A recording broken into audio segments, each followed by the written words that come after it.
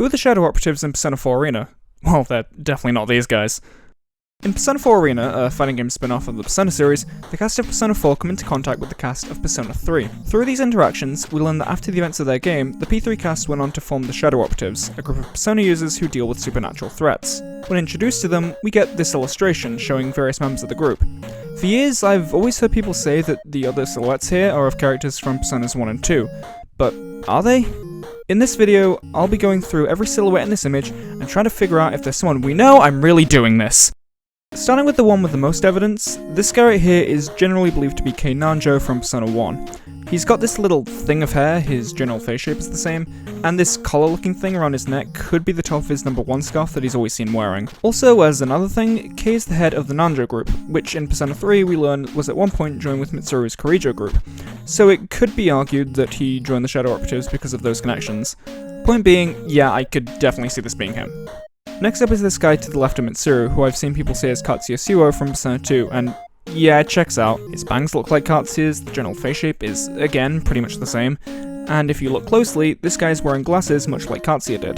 Katsuya is also a detective, so joining a group like this is something I could see him doing. So yeah, this probably could be Katsuya. And those are the ones with the most evidence towards them. From here on out are the more tinfoil hat-esque ones.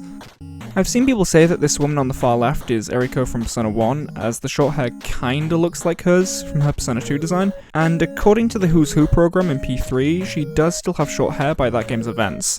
It's not quite right, but at this point in time, at least 10 years have passed since Persona 2 ended, so it is still possible that this is her, but there isn't really any evidence beyond that.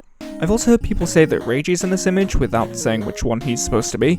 I can only assume they mean this one, as Reiji was also a big guy, but that's literally all there is going for this one.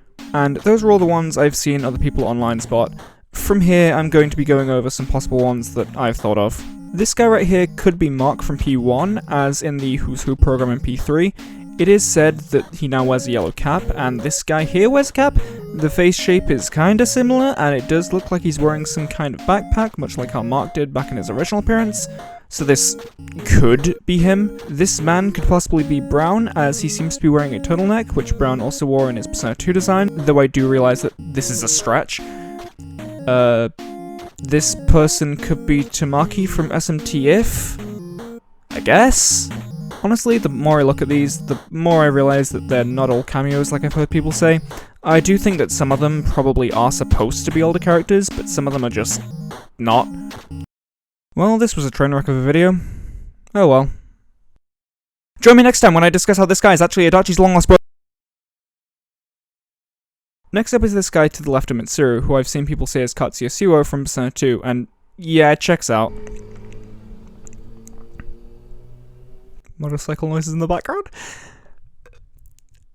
Like his brother.